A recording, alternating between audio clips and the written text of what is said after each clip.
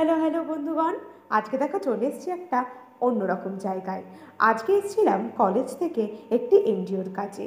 মূলত এখানে health related একটি ক্যাম্প হচ্ছিল। দেখো জায়গাটা কত সুন্দর।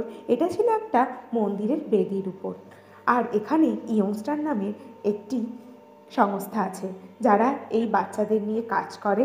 তাদেরকে খাওয়া দাওয়া থেকে শুরু করে পড়াশুনো এবং টিউশনও করা হয় এখানে। দেখো একে একে পরিচয় করিয়ে দিই দিদিগুলোর সাথে। এটা হচ্ছে সঞ্জনা দি, এটা হচ্ছে একটি দিদি, এটা হচ্ছে আনন্দিদি, এটা হচ্ছে বিদিশা। এরা হচ্ছে আমাদের কলেজের সিনিয়র এবং আমার ক্লাসমেট। আর এই যে বাচ্চাটাকে দেখছো, এ বলছে নাকি ওই যে বড় যে স্ক্রিনটা ছিল সেখানে নাকি সিনেমা দেখবে। আর সবাই আমরা হেসে ফেললাম। দেখো এই যে সংস্থার কথাটা বলছিলাম না, তারা কত সুন্দর হাতের হ্যান্ডক্রাফটেড জিনিস বানায়, আমাদেরকে দেখাচ্ছিল। কেমন লাগলো আজকের ব্লগটা জানিও কিন্তু, সাবস্ক্রাইব করে